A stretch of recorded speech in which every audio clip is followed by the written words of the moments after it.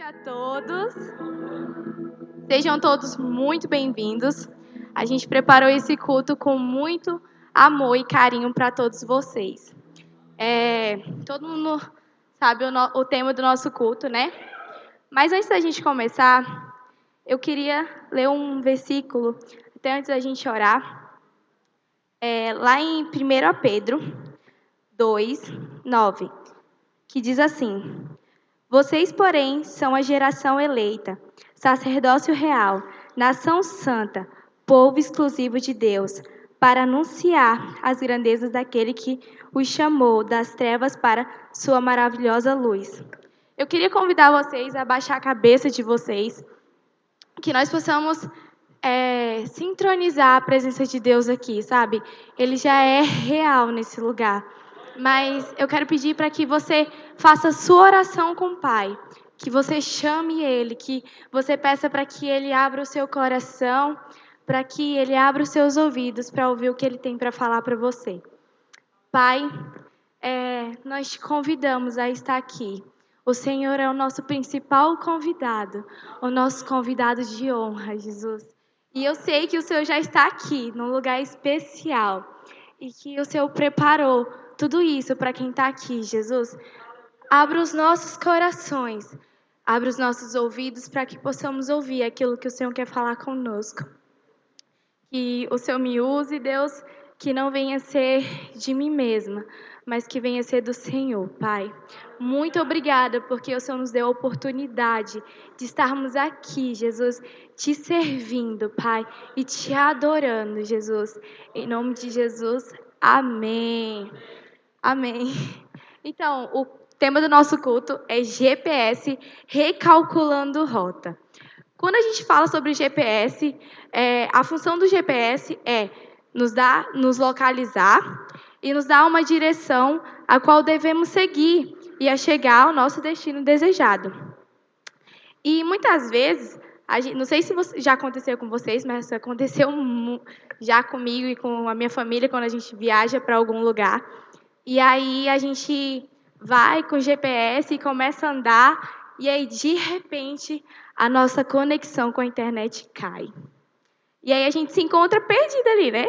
Meio que o mundo acabou. E aí a gente tem uma solução. Nós vamos perguntar de pessoas. Isso acontece direto. Aí a gente pergunta de uma pessoa. Aí a pessoa fala, é por aqui. Aí você vai e segue por aqui. Aí quando você chega lá na frente, você pergunta de outra pessoa. E ela fala que é a rota contrária. Aí você fica sem entender, né? E você começa a seguir por você mesmo, pelo seu achômetro. E é assim a nossa vida com Deus. Muitas vezes nós estamos no propósito dele, nós estamos seguindo reto em meio ao propósito que ele colocou no nosso coração.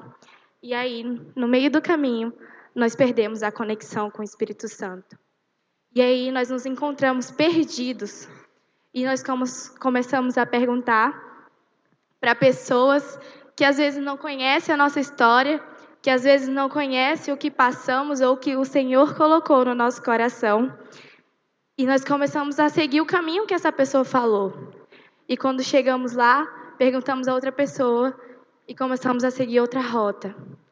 Ou então, nós começamos a seguir o propósito de outra pessoa que nós nos inspiramos. E aí, você vê aquele pregador e você... Não, é o que eu quero fazer, eu quero ser igual àquela pessoa.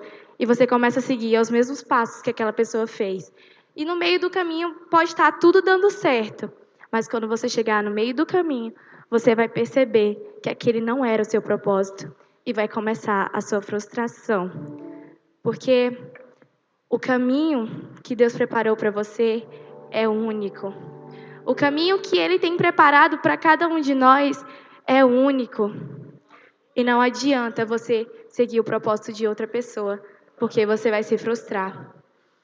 E hoje nós vamos aprender com 3 personagens que eles saíram do seu caminho, mas Deus recalculou a rota deles. E o primeiro que a gente vai aprender, ele teve medo. Quantas vezes nós temos medos de seguir a vontade de Deus. E a primeira pessoa da Bíblia que a gente vai aprender é Jonas. Eu acho que todo mundo já conhece a história de Jonas, já ouviu falar a história de Jonas.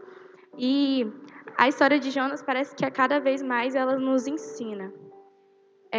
Jonas, ele tinha um propósito, que era salvar as pessoas de Nínive. E Jonas, ele ficou com medo de ir, porque naquela cidade eles matavam os profetas que iam falar de Jesus. Mas eu vou te contar uma coisa que talvez você não saiba por que Jonas teve medo. Porque o pai dele foi um dos profetas que morreram naquele lugar. Talvez está aí uma explicação por que Jonas ele teve medo de ir. Jonas, ele teve um trauma. Quantas vezes nós temos traumas que nos impedem de seguir o nosso caminho? E esse trauma começa a virar um medo dentro de nós. E Jonas, Deus falou, Jonas, eu quero te enviar. E Jonas virou para Deus e falou assim, eu? Para o lugar onde matam gente? Matam quem fala do teu evangelho? Eu não. Não, Deus. E Jonas, ele começa a desviar o propósito dele para bem longe. E no começo ele estava dando tudo certo. Eu acho que em segundo Jonas pensou que Deus não estava vendo ele, que Deus não via nada. É igual, às vezes, quando a gente é criança, a gente acha que se esconder debaixo da mesa, a gente está super protegido, que ninguém vai ver a gente lá. Acho que Jonas achou isso, que Deus não ia ver ele lá. Só que Jonas estava enganado, né? Triste, iludido, achando que Deus não ia ver ele.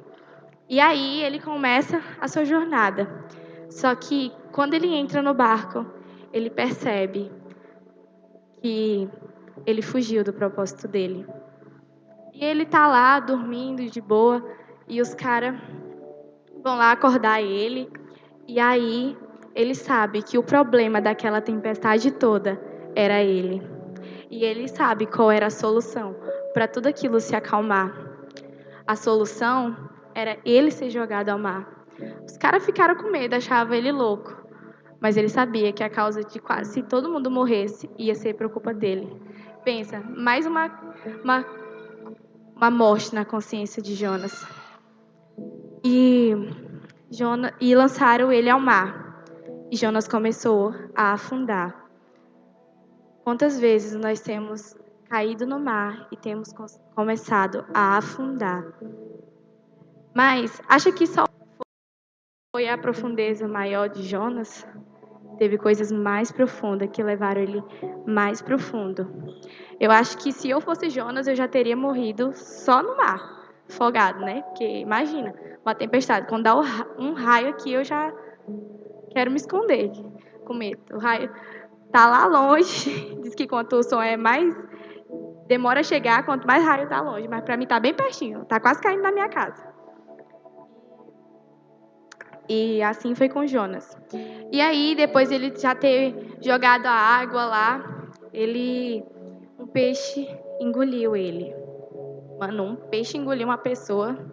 Imagina no dia de hoje uma baleia engolir a gente. Você acha que a gente sobreviveria? Eu não, acho que eu morreria lá dentro. Mas sabe por que Jonas não morreu? Porque as águas, o peixe comia algas, porque as águas traziam oxigênio.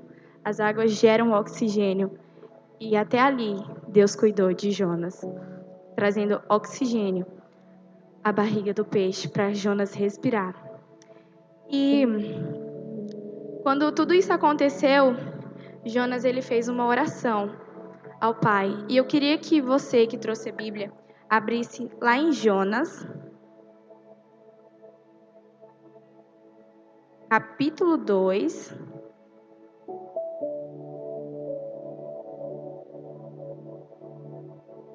Versículo do 1 ao 10.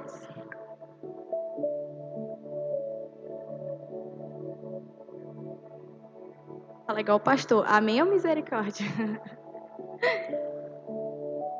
Então, diz assim: Dentro do peixe, Jonas orou ao Senhor, o seu Deus, e disse: Em meu desespero, clamei ao Senhor, e ele me respondeu. Do ventre da morte, gritei por socorro, e ouvistes o meu clamor. Jogaste-me nas profundezas, no coração dos mares. Correntezas formaram um turbilhão ao meu redor. Todas as tuas ondas e vagas passaram sobre mim. Eu disse, fui expulso da tua presença. Contudo, olhei de novo para o teu santo templo. As águas agitadas me envolveram, o abismo me cercou, as águas marinhas enrolaram em minha cabeça. Afundei até chegar aos fundamentos da morte, a terra embaixo, cujas trancas me aprisionaram para sempre. Mas tu me trouxestes a minha vida de volta da sepultura. Ó Senhor, meu Deus, quando minha vida já não se apagava, eu me lembrei de ti, Senhor. E a minha oração subiu até a ti, ao teu santo templo. Aquele que acredita em ídolos inúteis desprezam a misericórdia, mas eu, com um cântico de gratidão, oferecerei sacrifícios a ti. O que eu prometi, cumprirei totalmente. A salvação vem de ti. E o Senhor deu ordens para o peixe, e ele vomitou Jonas. Uau! Jonas precisou. Vocês entendem que Jonas ele precisou passar por tudo aquilo para ele entender que Deus estava com ele, que o que aconteceu com o pai dele não ia acontecer com ele. Sabe? Acho que Jonas ele precisou passar por isso, passar para ele quebrar aquela mágoa que ele tinha, aquele medo, aquele trauma que gerou nele. E por tudo isso, e Deus provou para ele que mesmo ele tendo desobedecido, tudo aquilo que ele passou, ser jogado no mar, ser engolido por um peixe, aquilo não era para a morte. Aquilo era para provar que Deus ia estar com ele, que Deus ia cuidar dele naquele lugar. Sabe por quê? Porque quando nós fazemos o propósito de Deus, ele vai estar conosco. Porque, mano, quando dá vontade de Deus, você não vai morrer lá. Porque você acha que Deus ia mandar Jonas para lá, falar do amor dele para morrer? Não, porque era da vontade de Deus. Quando o nosso propósito está alinhado com Deus, tudo vai acontecer da forma dele. Mas será que nós temos feito a vontade de Deus? Ou será que você vai precisar ser vomitado pelo peixe para entender o propósito de Deus? Para voltar ao propósito de Deus? Eu também tive medo. Quantas vezes nós temos medo? Medo do que as pessoas vão falar, medo que vão rir da gente por a gente ser crentinhos. Às vezes até as pessoas estão certas, né? Que às vezes a gente prega aquilo que a gente não vive. Mas quando nós temos medo, Jesus ele nos mostra que ele vai estar ali. Quando teve uma vez que uma pessoa, eu cuidava dessa pessoa e eu já estava cansada. Sabe com aquela pessoa que Deus envia para você, que, nossa, te dá tanto trabalho e você fala, Deus, mas você já começa a ter medo, porque você não sabe mais ajudar aquela pessoa, porque você está tentando da sua própria força.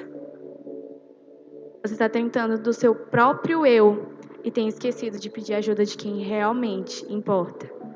Mas eu tenho uma notícia boa. Jonas, ele voltou e ele cumpriu o propósito dele. A gente ainda tem chance de cumprir o propósito que Deus deu pra gente. Mas talvez você não tenha medo de cumprir o propósito de Deus. Talvez você está de boa no medo, não teve nem calma. E talvez a gente não tenha isso. Mas talvez a gente tenha sentimento de incapacidade. Talvez você não se sinta capaz de fazer aquilo. Talvez você não, sabe, alguém te chama para fazer alguma coisa e você diz, eu não sou capaz. Tem tantos no meio. Mas eu tenho uma coisa para te falar. Deus, ele não gosta daqueles que sabem tudo. Ele gosta daqueles que ele pode capacitar e mostrar que é por ele e não por você. E teve um cara que foi assim. Esse cara foi Gideão. Esse cara, mano, ele era o mais pobre, o menor da família dele, da cidade mais pobre. Mas foi ele que Deus escolheu. Gideão, ele estava lá de boa, trabalhando, e aí chegou um anjo para falar com ele. Gideão, é você que vai lutar e vencer para libertar o seu povo. Aí eu acho que Gideão olhou assim para Deus. Eu, Senhor, certeza. Tem tantos aí. Deus, tem gente mais capacitada, tem gente forte. Eu sou mais pobre, não tenho nada. E aí, Gideão, ele começa a pedir uns testezinhos para Deus. Eu acho que Deus ficou um teste de paciência ali com Gideão. E eu queria que você abrisse lá em Juízes 6, 17. Nós vamos entender os testezinhos que Gideão fez com Deus.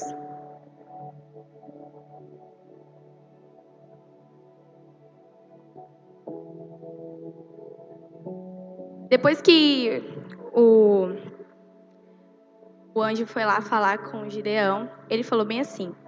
E Gideão prosseguiu: se de fato posso contar com o teu favor, dai-me um sinal de que és tu que estás falando comigo. Peço-te que não vás embora até que eu volte e traga uma oferta e que coloque diante de ti.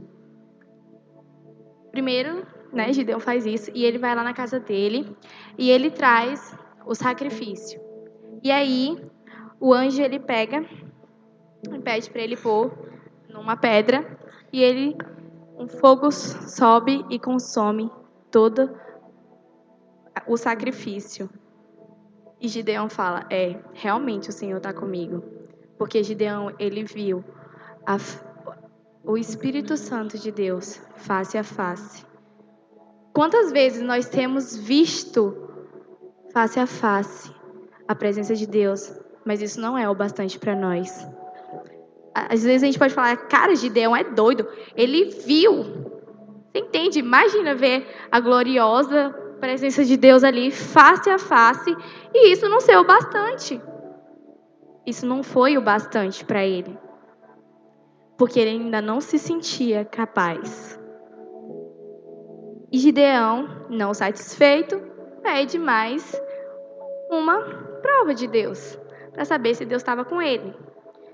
E ele fala assim, em Juízes 6:37. Colocarei uma porção de lã na eira, e se o orvalho molhar apenas a lã e todo o chão estiver seco, saberei que tu libertarás Israel por meu intermédio, como prometeste. Mais uma, né? E assim aconteceu. Gideão levantou-se bem cedo. No dia seguinte, torceu a lã e encheu uma tigela de água de orvalho. Deus fez de novo. De novo. Deus ele fez. Mas Gideão ainda não entendeu. A gente pode achar, nossa, esse cara é burro, né? Mas e nós? Quantas vezes nós não pedimos prova para Deus? Você pode achar que é um tempo distante. Que aconteceu há muitos anos atrás. Deixa eu falar uma coisa. Isso acontece até hoje. Isso já aconteceu comigo. Isso acontece com nós. E Gideão não satisfeito com a segunda prova de que Deus estava com ele, cara, ver a face de Deus já não, para ele não foi nada. E aí, olha o que Gideão fala no 39. Disse ainda Gideão a Deus: não se acenda a tua ira contra mim. Deixe-me fazer mais um pedido. Mano, que cara. Acho que Deus olhava para ele assim: ô meu filho, paciência, porque tá testando. E ele faz o pedido: permita-me fazer mais um teste com a lã. Desta vez, ficar seca a lã no chão coberto de orvalho. E assim Deus fez naquela noite. Somente a lã estava seca e o chão estava coberto de orvalho. Eu acho que pela terceira vez ele entendeu, né? Depois de dar a terceira vez ele entendeu. Mas quantas vezes nós precisamos fazer isso para poder entender? Mas sabe por que ele não entendia? Porque ele olhava para ele. Ele olhava para quem ele era.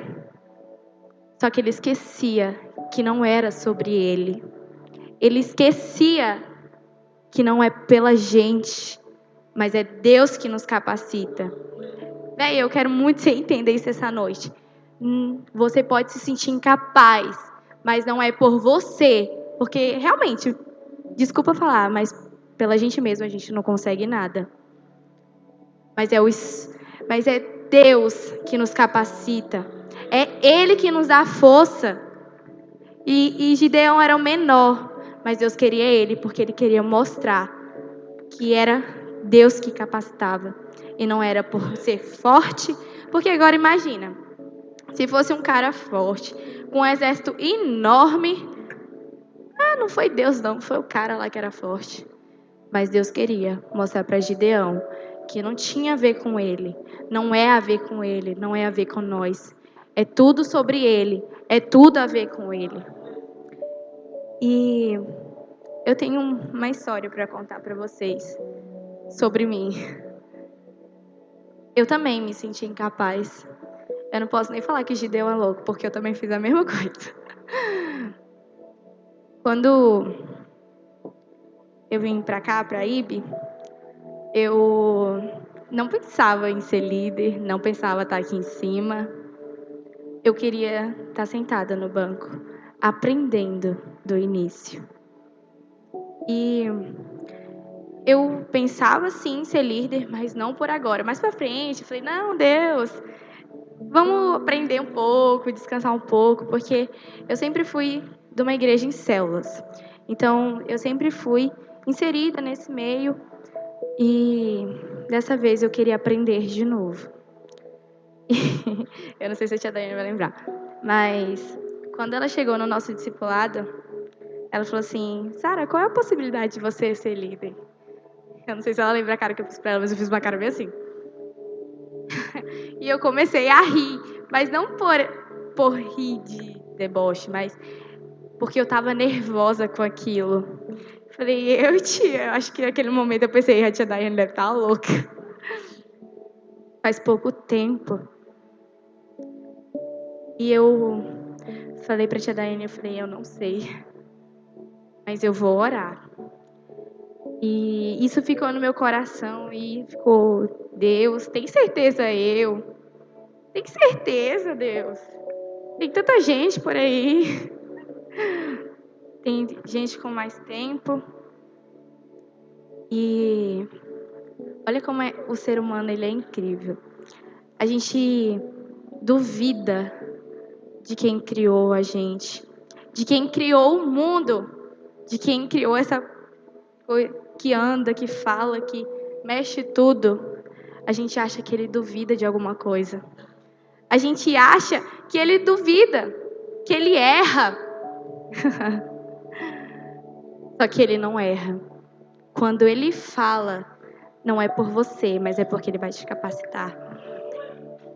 E eu fui orar e conversei com a minha família e minha mãe virou para mim e falou assim: vai orar, eu não sei de nada.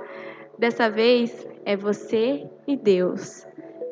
E Deus ele falou assim: Não é por você. Ah, por você não faz nada não, minha filha. Se ilude não, que tu não consegue não. Mas se eu estiver contigo, meu amor, você consegue o mundo. Mas não é por você. Então, não se iluda achando que é por você, porque não é. É por Ele. E Deus me capacitou. E eu fui para a tia Daiane. Falei, tia Daiane, vai. Vai. Mas era algo que eu não esperava. E quanto mais a gente não espera algo, é quando Deus ele nos abençoa. É quando Deus, sabe, ele derrama sobre nós. Mas foi porque eu decidi fazer a vontade dele. Foi o tempo que eu estava mais envolvida, foi o tempo que eu estava na obra, que eu estava no devocional, foi o tempo que eu me encontrei com Deus.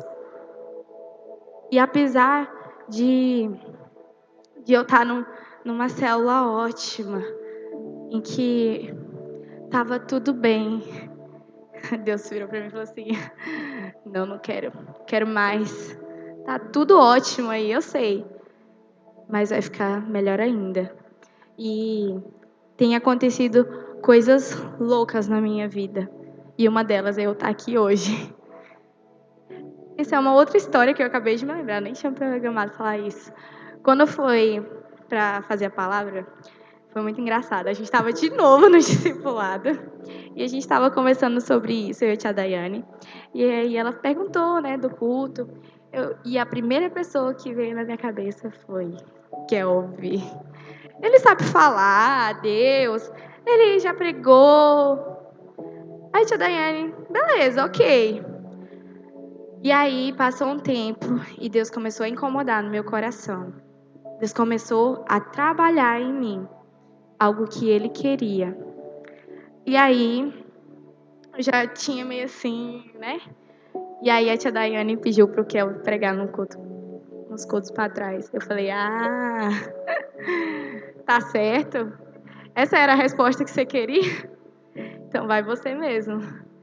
E aí eu lembro que eu falei pra tia Daiane, a gente tava no carro vindo, eu falei, tia Daiane, eu vou.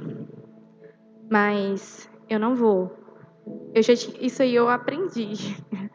Eu duvidei, mas eu aprendi que não era sobre mim. Porque não era eu que quis. Porque, gente, realmente, se fosse eu que quisesse, eu não estaria aqui, não. Eu estaria bem sentada. Porque é um nervoso, sabe? Mas Ele é Deus que nos capacita. Aonde que eu imaginava fazer uma palavra? Eu achava um bicho de sete cabeças. E Deus me mostrou que não é. E quando as coisas é com Ele, tudo fica fácil. Porque não tem nada a ver com a gente. Mano, tem tudo a ver com Ele, sabe? Ele que decide a sua vida. Então decida fazer a vontade dEle. Porque o que eu queria, quando eu cheguei aqui, eu olhava para a dança e eu me apaixonava por aquilo, porque aquilo era o que acendia o meu coração. E por muito tempo eu fiquei parado ali, porque pessoas, né, falaram que não eram. E quando eu vim pra cá, eu lembro que quando eu via a dança, eu ficava, ai, Jesus. E Deus começou a trabalhar na minha vida. E quando a gente decide fazer a vontade de Deus, Ele nos abençoa com aquilo que a gente quer, se for da vontade dEle. Porque o que eu queria era dançar, mas Deus queria outra coisa pra mim no momento. E Deus começou a trabalhar também. E quando eu decidi fazer a vontade dEle, Ele me abençoou com o que eu queria, porque tinha a ver com Ele. Então, deixa eu te falar uma coisa. Quando você faz a vontade de Deus, Ele te premia com aquilo que você quer. Mas talvez o que você quer não é o que Deus ainda quer para você. Talvez é o que Ele queira daqui para frente, mas não é o que Ele quer agora. Deus, Ele quer que faça a vontade dEle. E, mana, talvez o que você quer tenha a ver com Deus, mas não é o que Ele quer agora para você. E quando você decidir fazer a vontade dEle, Ele vai te premiar com o que Ele quer. Mas talvez esse também não seja o seu sentimento. Talvez você não se sinta incapaz, inseguro. Talvez você esteja super bem resolvido com essa questão aí, que Deus está ainda trabalhando. Mas talvez você tenha chegado no ponto que você se acomodou aonde você está. Talvez você chegou num ponto que, Deus, eu tô de boa, já fiz várias coisas loucas, já viajei aí, já falei, tá bom aqui. Ou talvez Deus já te proporcionou grandes coisas, tá ótimo em relação com Deus. E aí você, beleza, Deus, tá tudo certo. Vou te contar a história de uma grande mulher, mas que por um tempo ela se acomodou. Só que Deus mandou alguém para avisar ela que o propósito dela estava lá e que ela tinha que cumprir ele. Hoje, Deus está te enviando alguém para lembrar que o propósito dele está aí e que você tem que fazer, porque senão Deus ele vai enviar outra pessoa. Quando nós nos acomodamos, o comodismo ele apaga um fogo que existe dentro de nós. Não, peraí. O comodismo ele apaga um fogo que há dentro de nós. Então, se você se sente acomodado, sua vida pode estar de boa. Mas quando a gente não está fazendo a obra de Deus, o fogo vai se apagando. E nós vamos falar sobre Esther. Que mulher, hein? Top. Mas até Esther teve o seu momento. E aí, sabe o que aconteceu com Esther? Esther, vocês sabem a história, né? Esther, ela foi coroada para a linda princesa, rainha, maravilhosa, que a bicha devia ser bonita. Eu acho que Esther era linda. Meu sonho é chegar no nível dela. E Esther foi coroada, linda. E chegou um tempo que Ramã, eu não gostava de Mardoqueu, né? Tinha aquela rixinha assim de leves, porque Mardoqueu não se prostrava diante dele. O bicho, assim, sabe? Nariz empinado, queria que ele se prostrasse. Ele falou assim: quer saber? Vou matar ele. Só que Ramã, não satisfeito em matar só uma pessoa, ele quis matar todos os judeus. Olha que cara enfiado do capeta. Ele quis matar todo mundo. E aí, ele fez um decreto. Ele foi lá com o rei, né, amigos, best friend forever, certeza. Foi lá dar uma conversadinha com o rei, assim, sabe aqueles papinhos? Assim, vou falar uma coisa, mas pai, me perdoa. Às vezes, quando a gente vai jogar aquele papinho com o pai, assim, eu principalmente faço com meu pai. Pai, tudo bom? Queria um negócio, te amo tanto. Meu pai já vem, o que você quer? Eu acho que foi assim que Ramon fez com o rei. Amigo, tudo bom? Você tá tão linda aí nesse seu trono. Que trono top, hein? Deixa eu te falar uma coisa. Uma galera aí que não tá te obedecendo. Que não, sabe? Mas eu fui mais esperto que você. Fiz um decreto. Só você pegar seu anésinho e pá. E o rei, como era muito amigo, fez o selo lá. E quando tinha o selo, não podia mais ser revogada aquela lei. E isso foi espalhado em toda Suzã. E os judeus ficaram loucos. E quando Mardoqueu ficou sabendo disso, ele rasgou as suas vestes e se vestiu de um saco de pano E ele foi para a porta do palácio. E quem era vestido assim era quando tinha muita dor em algum lugar. E ele foi para lá, mas ele não pôde entrar. E quando as servas da rainha Esther, elas ficaram sabendo, elas foram lá ver e vieram contar para Esther.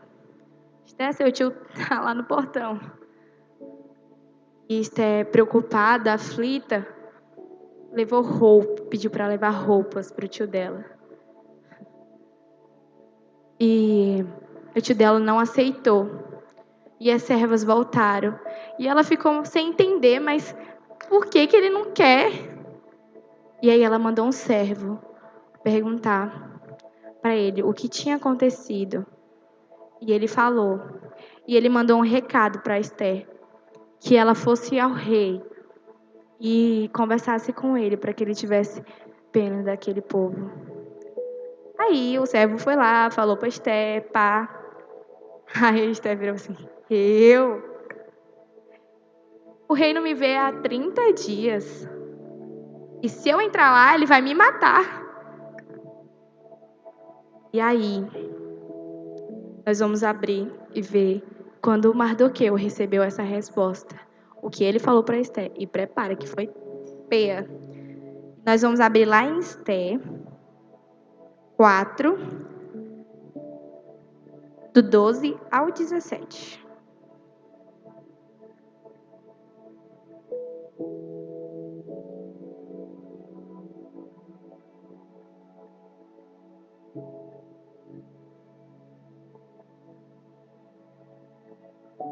Amém?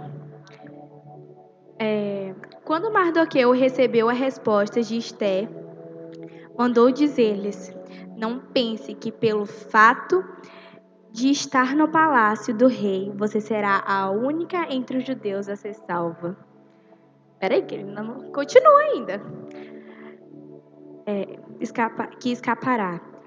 Pois, se você ficar calada nesta hora, socorro e livramento surgirão de outra parte para os judeus, mas você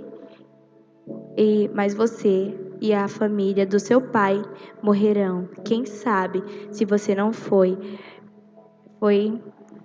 para um momento como este que você chegou à posição de rainha. Vamos ler até aqui, depois a gente continua. Mano, ela tava lá, mandou a resposta: não quero morrer não. Sou rainha, tá tudo bem aqui. Tenho tudo. Eu vou morrer. Aí o tio dela, que já conhecia, que preparava, falou assim: não pense que você vai ser a única entre os judeus que vai ficar viva. E deixa eu te falar outra coisa, Esther. Se você não for, vai vir outra pessoa. Porque não precisa só de você. Deus está dando a oportunidade de você fazer. Mas se não fizer, vai vir outra pessoa. Mas você e sua família morrerão. E praticamente será esquecida. Já pensou se Esther não tivesse cumprido o propósito dela? Quem seria Esther hoje? E hoje ela é a mulher que muita gente se inspira. E então, só que aí nesse momento, ela relembrou do propósito dela. E nesse momento, Deus realinhou a rota dela. E aí, ela deu a seguinte resposta: vá, reúna todos os judeus que estão em Suzã e jejuem em meu favor. Não coma e nem bebam durante 3 dias e 3 noites, e eu e minhas criadas jejuaremos como vocês. Depois disso, irei ao rei, que seja contra a lei. Se eu tiver que morrer, morrerei. E Mardoqueu retirou-se e cumpriu todas as instruções de Esther. Depois da peia, né? Ainda bem que ela não foi com o Jonas, que precisou cair muito. O outro que precisou fazer teste, ela só levou um pá. Aí ela voltou. Ela precisou levar um pá. Igual a gente às vezes leva uma resposta do pai. Você faz, pai, não quero estudar. E Deus filho, tá bom. Mas depois eu não vou estar aqui não. Aí parece que uma chavinha desperta assim. Quando eu crescer, é eu. E eu. Esther, ela entendeu o propósito dela de novo. Ela entendeu que ela não foi ser rainha só para ela estar lá perfeita, maravilhosa, ativa. Não. Ela foi para salvar o povo dela. E talvez o seu propósito também é salvar seu povo. Mas deixa eu te falar uma coisa. Se você não fazer, não se preocupe. Porque Deus vai enviar outra pessoa. Mas você vai ter perdido a oportunidade de ajudar o reino, de crescer no reino, de ganhar almas para o reino. Se você não for, não pense que Deus vai esperar, vai ficar me mimando aqui para mim ir. Não. Tem muitas pessoas que estão dispostas a fazer a vontade dele. Mas ele está te dando a oportunidade de realinhar o seu propósito e cumprir ele. Às vezes nós esperamos por coisas grandiosas acontecer. Às vezes nós esperamos que, tenha uma oportunidade para mim falar do amor de Deus. Às vezes nós esperamos ter, que cantar, que dançar, para cumprir o propósito de Deus. Seus dons não são o seu propósito. Eles apenas te ajudam a cumprir eles. Então, faça a vontade de Deus, cumpra o seu propósito, e aí os seus dons vão ser usados. E outra coisa, Esther, ela salvou aquele povo. E talvez você também está sendo chamado para salvar o seu amigo, a sua família. E o que será que você tem feito?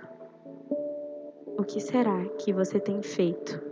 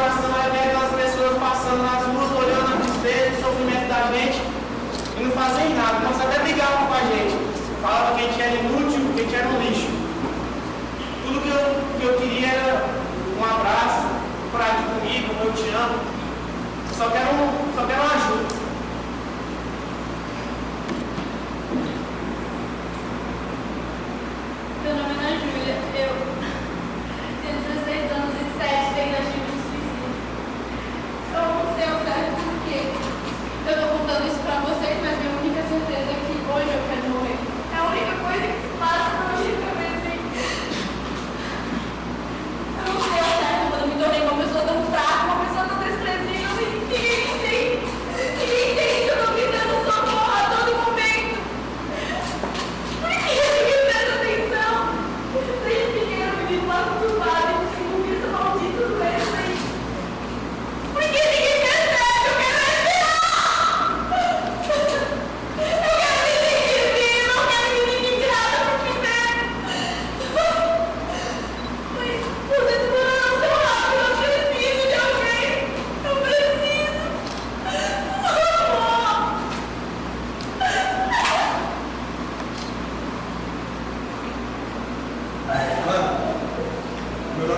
ligado? Eu comecei a usar droga pela primeira vez, eu tinha 11 anos. Usei um cigarro de maconha umas 2, 3 vezes, eu já passei por êxtase, utilizava todo final de semana. Quando eu fui perceber, eu ainda estava utilizando todo dia, eu não conseguia viver mais sem a droga. Parecia que tinha um bicho dentro de mim que me corroía e para mim usar aquela droga. Daí eu comecei a aprender as coisas dentro de casa. Minha mãe bem tentou impedir, mas meu pai me colocou para fora de casa. Nas ruas, comecei a injetar na veia e logo depois eu peguei AIDS. Eu estou com AIDS e agora as pessoas fogem de mim. Eu bem que eu tento ir para a porta das igrejas, eu tento pedir ajuda, mas as pessoas passam por mim e não dão a mínima importância. Eu estou precisando de ajuda porque eu estou morrendo.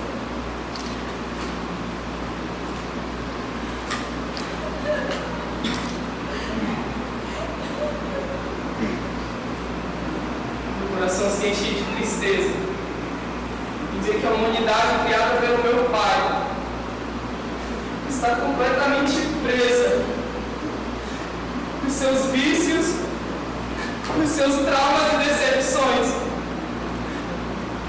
E sabe o que mais me entristece? É que onde estão os meus filhos com eles? A criação humana espera ansiosamente a manifestação dos filhos de Deus. Mas eles estão sozinhos. Aonde os meus filhos estão? A quem eu enviarei? A quem eu enviarei? Pamela? Eu? Pamela, minha filha! Não, Jesus, não. Pamela, sim! Jesus, você quer que eu fale pra esse tipo de gente? Sim, vem cá, vamos lá! Ah, Jesus, você quer que eu fale com uma depressiva? Com um Isso, vestido? minha filha! Não, Jesus, eu não vou tocar nesse tipo de gente. Jesus, você acha que alguém vai me ver falando pra esse tipo de gente? Eu vou estar vendo Jesus, você. Jesus, ó, vamos fazer o seguinte. Me bota lá na frente, eu quero pregar pra uma igreja grande, eu quero aparecer no YouTube. Mas isso é não, Jesus, não são pra mim. É o seguinte, vamos negociar aqui pra ficar uma coisa melhor pra nós dois, tá? Vamos fazer assim, o senhor me dá um carro. Se o senhor me der um carro, eu vou andar o mundo inteiro falando do seu evangelho. Eu até falo com um mendiguinho, com uma depressiva, assim, se der a telha, né, Jesus? Vamos fazer assim, tá? Obrigada, Jesus, é sempre bom te servir. Obrigada, Deus. Sol,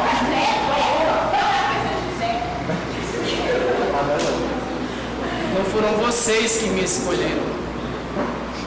Eu escolhi vocês para que levassem o meu amor aos perdidos. Tenho procurado entre o meu povo homens e mulheres dispostos a levar a minha palavra para toda criatura, mesmo que ninguém esteja olhando, eu estou olhando. Eu só queria que vocês entendessem que a minha vontade é boa, perfeita e agradável. Mas infelizmente o povo que eu amo tanto só querem buscar a aprovação dos homens, só fazem quando alguém está olhando, só querem pregar quando existe uma igreja cheia. Mas e os perdidos, aqueles que eu amo tanto, me louvam com os lábios, mas seu coração está tão distante de mim. Como o meu Senhor tem pregue, a quem eu enviarei? A quem eu enviarei? Guilherme, meu filho, mesmo pai, sim, venha me envia. Senhor, é a minha vontade, é o meu sonho, mas a sua vontade seja feita, eu quero honrar, eu quero te servir. Pode me enviar, eu vou fazer o que o Senhor pedir. Meu filho, como isso alegra o meu coração. Você está vendo essas pessoas, elas estão sofrendo, e eu preciso de você. Sim, vamos, vamos, sei. Agora. Sim, agora, calma. Como assim? Eu estou morto, Jesus. Eu sei, foi eu dei uma hora, eu vou cumprir o propósito cada vez. Eu vou me casar primeiro, daí eu vou. Mas se eles vão mais sim meu casamento, como é que eu vou aproveitar? Eu vou casar já, eu vou lá, né? Eu vou casar, eu vou esperar o tempo, aí eu vou, beleza? Aí eu vou depois, eu vou casar. E se eles... Mas e a minha esposa, como é que eu vou deixar ela só? Então é o seguinte,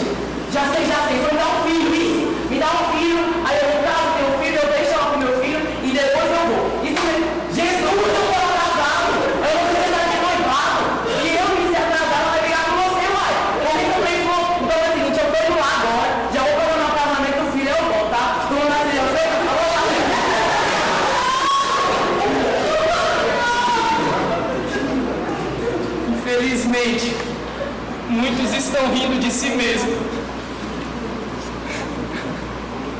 Em verdade vos digo, aquele que ama mais o seu namorado, a sua esposa, seus amigos e até mesmo seus pais, mais do que a mim, não é digno de mim.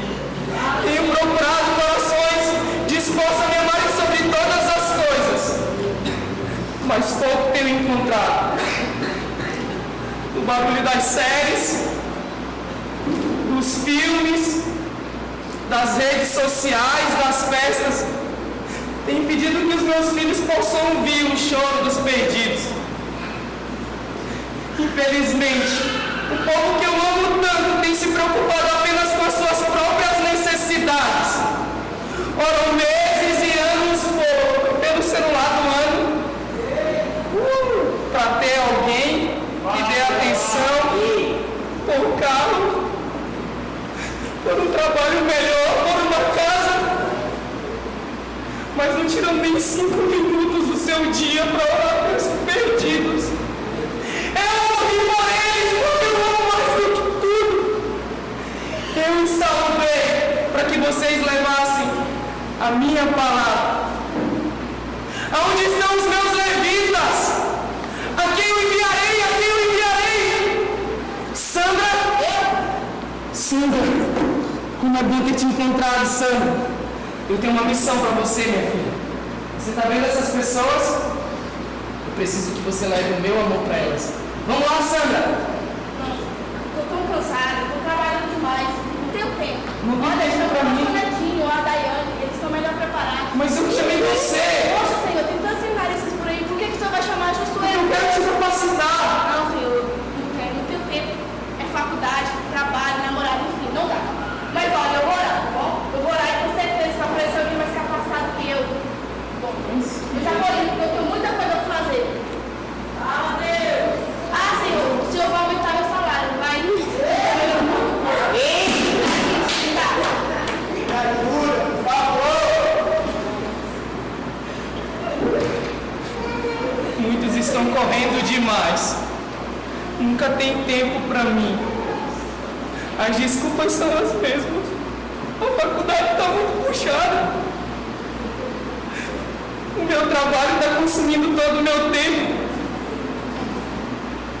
Em verdade vos digo, muitos estão correndo um prêmio e jamais alcançarão o prêmio da vida eterna.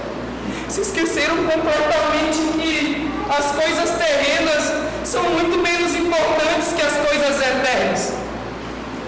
Estão juntando tesouro apenas aqui na terra e se esqueceram completamente que o maior tesouro se constrói no céu. Acorda, igreja! Acorda, você que dorme! Você não vê que milhares e milhares de pessoas todos os dias estão caminhando para o inferno? E o que você tem feito?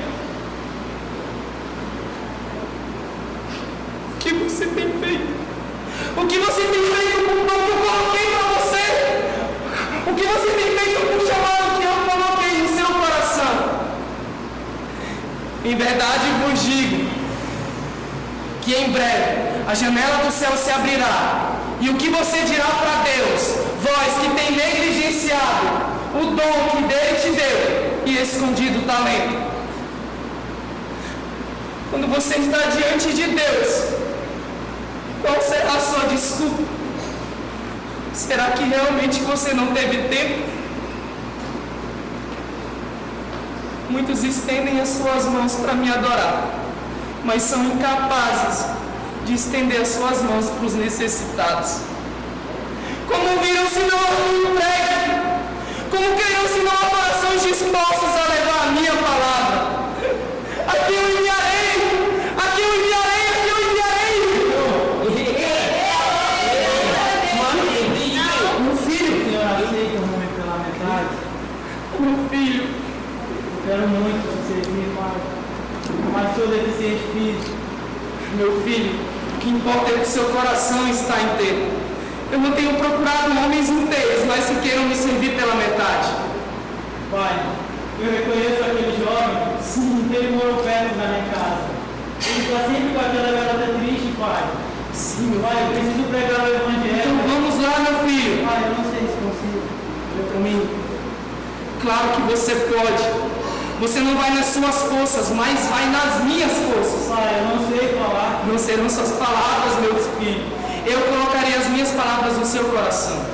Então quer dizer que o Senhor me aceita em sua obra? Claro que eu te aceito, meu filho, e colocarei em ti as minhas palavras, derramo sobre você um som de ousadia e de intrepidez, e declaro que você e a sua descendência será muito abençoado. Por onde passares, os milagres, meus milagres te acompanharão, e como você me buscou em primeiro lugar, acima de todas as suas necessidades e até as suas limitações, nesse momento, eu declaro, você está curado. Receba a cura e volte a andar, meu filho. Volte a andar, meu filho. Eu consigo andar, Você Pai. pode andar, para que todos possam entender que usa as coisas menos prováveis desse mundo para se tornarem relevantes. E eu não vejo a pessoa como os olhos humanos, mas eu vejo o seu coração. Por isso, meu filho, vá, pois eu estarei contigo. Vá, meu filho, vá.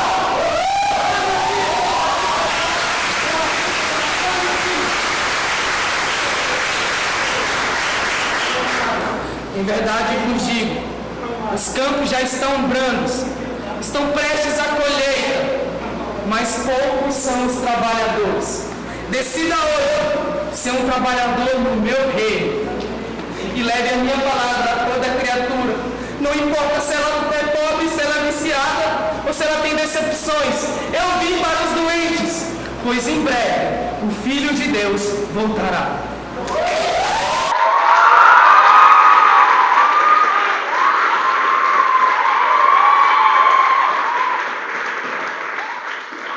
Uau! Vocês entenderam? Eu acho que o que não tinha entendido da palavra agora, né? Deus, Ele não está procurando pessoas perfeitas. E se você tem alguma coisa, Deus, Ele vai te curar. Deus, Ele vai te capacitar. Mas eu preciso que você entenda que a sua família, os seus amigos e as pessoas que você ama estão caminhando a passos largos para um lugar que você não deseja ir. E se você não se levantar, elas vão continuar indo. Mas ao invés de a gente fazer isso, a gente tem ficado sentado, ouvindo palavras e olhando para o relógio quando elas demoram demais.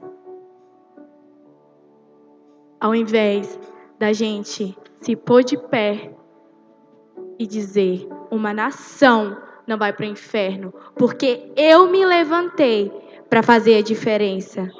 Você não foi chamado para ver o avivamento passar e você está aqui olhando. Você não foi chamado para ficar falando sobre pregações ou que o louvor não estava bom. Você foi chamado para fazer a diferença. Você foi chamado para queimar. Você não foi chamado para ver uma pessoa aqui no louvor queimando e você só olhando. Deus te chama. Irmão, vem queimar junto comigo. Você foi chamado para isso. E hoje, eu espero que você tenha entendido. Porque assim como Radassa, Deus, Ele trouxe uma pessoa para lembrar do seu propósito. Agora, quando as coisas acontecerem, você não pode olhar para Deus e falar, Deus, eu não sabia. Porque hoje você está sabendo. Então, eu queria muito que agora você curvasse as suas cabeças. Mas, cara, esqueça quem está do seu lado.